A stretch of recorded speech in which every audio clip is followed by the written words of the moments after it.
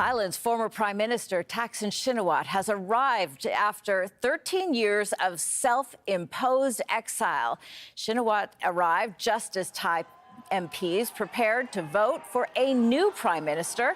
The Progressive Move Forward won elections in May.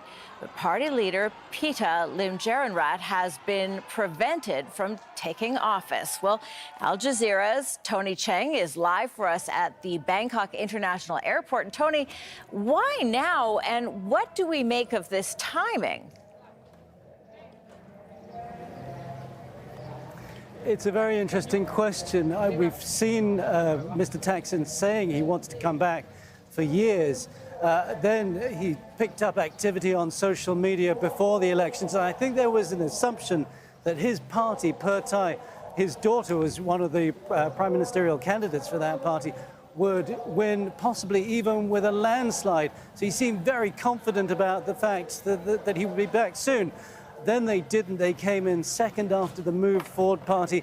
He said he was still going to come back. That was a couple of weeks ago. He delayed that. We assume that some kind of a deal has been made. We know he wants to come back. He's 74 years old. One of his great fears is dying outside Thailand, away from the country of his birth and away from the family that he clearly loves.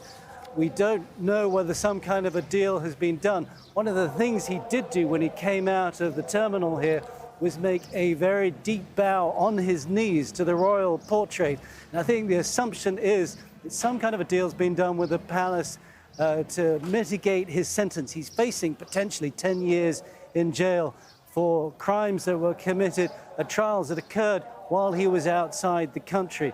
We think he'll probably serve a token of that time. He went back inside after coming out to meet the press, accompanied by the police. We think they're going to take him off to a police station and then on to the Supreme Court at some stage today. But all of that remains unresolved. Nonetheless, it is a hugely significant event today. Mr. Thaksin has loomed large over Thai politics, whether inside the country or from overseas, for the last 2 decades. This is a period of great instability in Thailand. We still haven't got a government after 4 months after the election. I think the fact that Mr. Thaksin is back here could potentially further complicate matters.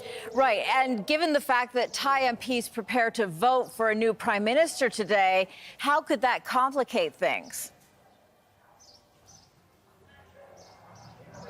Well, his party, Thai, came out yesterday saying they have pulled together a coalition of parties that has a significant voting bloc in the lower house. In order to do that, they've had to bring in 3 of the parties that were allied to the military in the previous administration. That was something they said they would never do. If that is the case, it would allow them to get their prime ministerial candidate through.